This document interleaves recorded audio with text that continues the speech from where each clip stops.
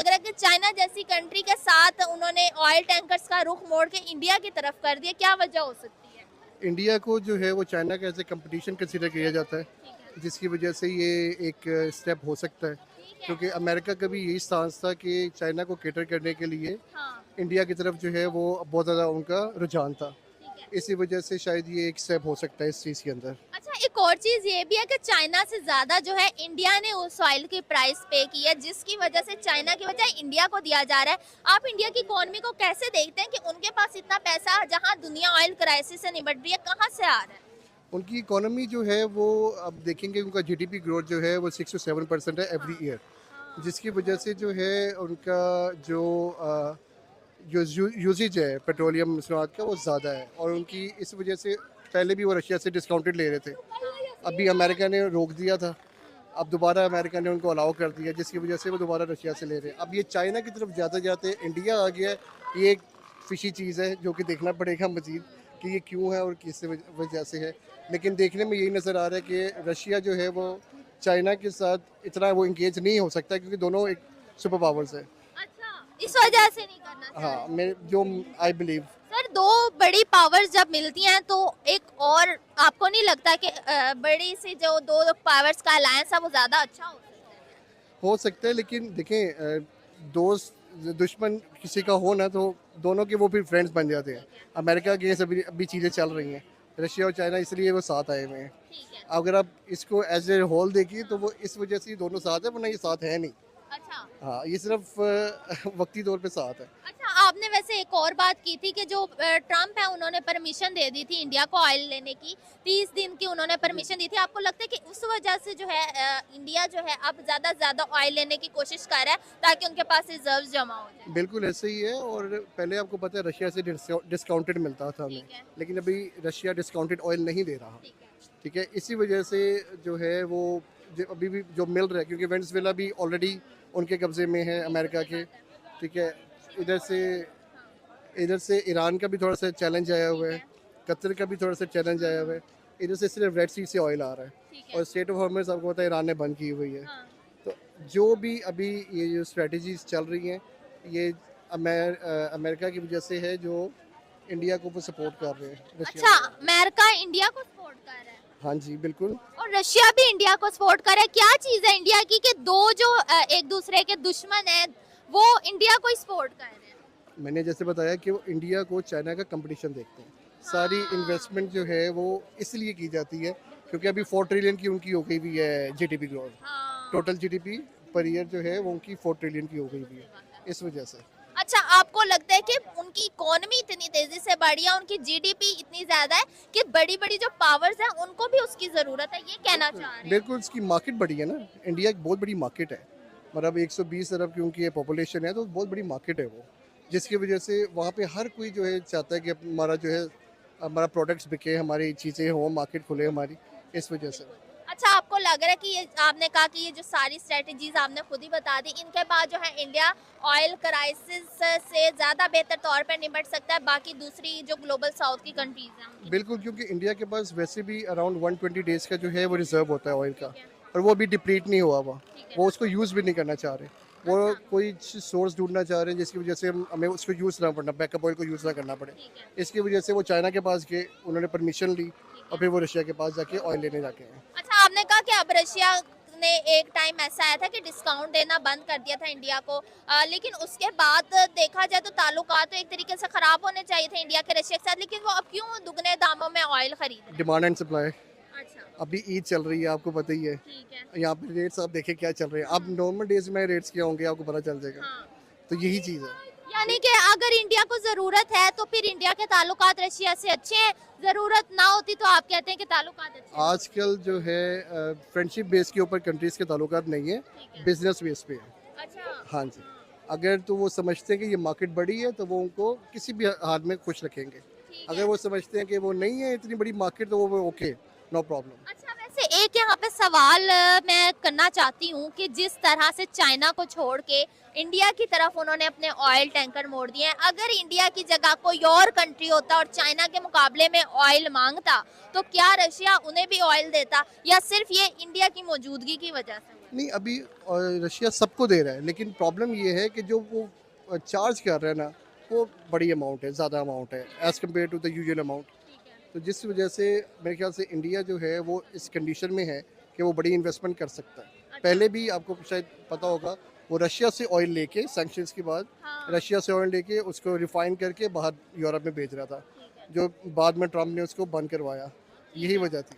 अच्छा, oil crisis से निपटने की जो भी कोशिश हो रही है, आपको लगता है कि इसमें इंडिया की फॉरेन पॉलिसी का बहुत बड़ा रोल है, जिस तरीके से वो कंट्रीज के साथ रिलेशन अपने मेंटेन करते हैं? बिल्कुल एक कांस्टेंट फॉरेन पॉलिसी वो बहुत मायने रखती है किसी भी मुल्क की, ठीक है। जिसकी एक कंसिस्टेंसी हो। कोई भी हुक्मरान आए, लेकिन एक जो है ना पॉलिसी कंसिस्टेंट होनी चाहिए, जिसकी वजह से चीज़ें आगे चलती हैं। उन्होंने जिस तरह स्ट्रेटजी अपनी स्ट्रेच की है 90s के बाद, अब वो फल खा रहे हैं। ठीक है। अगर आप उनकी इकोनॉमी को भी देखो, बूस्ट तभी मिला है जब उन्होंने चीज़ों को रिफाइन किया। अपनी जो इकोनॉमी है उसको पॉलिसीज़ को जो है वो रिफाइन किया सारे। ठीक है, जिस तरह पॉलिसीज चेंज हो रही हैं और दुनिया चाइना को छोड़ के इंडिया की तरफ देखना शुरू हो गया, चाहे वो रशिया हो, चाहे वो यूरोपीय यूनियन हो, चाहे वो फ्रांस हो, चाहे वो कनाडा हो, तो आपको लगता है कि इंडिया कल को चाइना को कम्पीट करने की पोजीशन में आ सकता है? नहीं, इतनी जल्दी नहीं।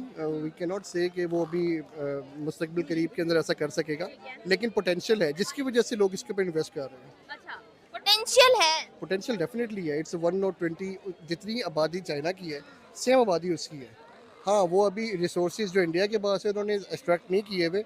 चाइना फुली उसको जो है यूटिलाइज कर रहा है। उधर डेमोक्रेसी है, उधर ऑटोक्रेसी है। सर, पोटेंशियल होने के लिए सिर्फ आबादी का होना लाजमी है या और भी चीजें जरूरी होती हैं? मैम, मार्केट का इंफ्रास्ट्रक्चर भी होता है। अभी आप उनके जो मेन सिटीज़ है ना, उनकी बात करें, आप मुंबई उनका देखें, आप दिल्ली देख लें, उनका बेंगलोर देख लें, ये सारी आईटी हब्स हैं।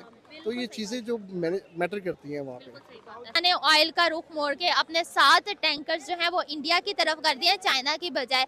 आपको क्या रीज़न लग रही है कि उन्होंने चाइना जैसी कंट्री को क्यों प्रायोरिटाइज नहीं किया इंडिया की निस्बत? वो इसलिए कि आपको पता है कि रूस जो है ना, वो जो पहले से ही जो है ना, उसका झुकाव जो है ना वो इंडिया की तरफ से है, ठीक है। जब से हम लोग देखते आ रहे हैं। ठीक है, और चाइना को लोग इसलिए पसंद नहीं करें कि नेक्स्ट वो जो है ना सुपर पावर बनने जा रही है। ठीक है। हाँ, अच्छा। तो इसलिए उसको चाहते हैं कि कोई चीज़ें ऐसी ना हो उसके साथ, तो उसका हाँ। रास्ता खुला ना मिले उसको। ठीक तो है। इसलिए ये जो है ना, ये सारी इंडियन लॉबी है। अब ये जैसे आपको पता है अफगानिस्तान में भी जो हो रहा है, ये सारे हाँ। मिलके सब कुछ कर रहे हैं।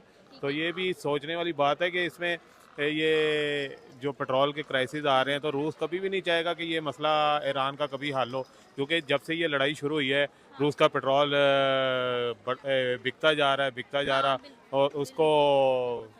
पैसे डॉलरों में और चाइना की रुपीस की शक्ल में उसको मिलते जा रहे हैं। अच्छा, जिस तरह से अब रशिया जो प्रायोरिटाइज कर रहा है इंडिया को, इंडिया जाहिर है ज्यादा अमाउंट दे रहा था चाइना से, तो इसलिए उनको ऑयल टैंकर्स दिए गए हैं। आपको लगता है फ्यूचर में ये जो है इंडिया वो चाइना को काउंटर कर सकता है?